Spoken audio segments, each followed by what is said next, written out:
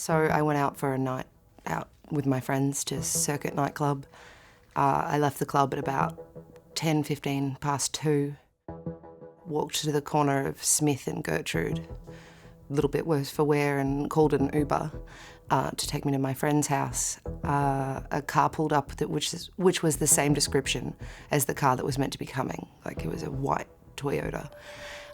So I jumped in it. He said, "This is your ride." We drove down Smith Street, turned left onto Alexandra Parade and then right onto Hoddle Street, which was the same way I would have always been going because I was going from Fitzroy to Toorak. And then once we got onto Hoddle Street, he said, "So where are you headed?" And I said, "Shouldn't you know that?" And he locked the doors. And then I kind of realised that he was not, in fact, my Uber driver. I asked him why he picked me up. He said he liked what he saw. He said he just wanted to make sure I was okay. And I was like, "Well, I don't know you. Like, you shouldn't be doing this." He was like, "Why are you so tense? Why are you so tense?" And I was like, "I'm just trying to get to my boyfriend's house," which was a lie. And he was like, "Oh, really?" And I was like, "Yeah.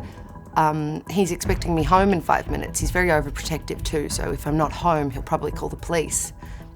And he has like my iPhone tracking, so he'll know where I am." And the guy was like, "Oh, okay, well, what do you do? I want to know you. I want to get to know you." And so I lied and told him I studied in Adelaide, which is untrue. And he told me that what he was studying and where he was studying and where he worked, and kind of tried to get to know me. And he asked me what my name was, and I lied. And then I said to him, I was like, "We're friends now, aren't we?" And he was like, "Yes." And I said, "Well then, if we're friends, you have to promise me you're not going to hurt me." And he was like, "Of course I promise, of course." And I said, No, you have to promise me you're not going to touch me." And he was like, "Yeah, no, I promise. Why are you so tense?" And I said, "Because I don't know you and you shouldn't have done this." He said, "I don't understand why I can't do this." And I said, "Because you can't just pick up people and pretend to be their drivers." And he was like, "Well, I'm driving you, aren't I?" And I was like, "Yeah, but I don't know you and you can't do this to me." He said, "Well, I'm just going to take you to your boyfriend's house. I told you I would." So then we turned onto my friend's street and I got him to let me out early so he didn't know the actual house I was going into. And I just kind of hid in like the doorway to another house, like in the alcove.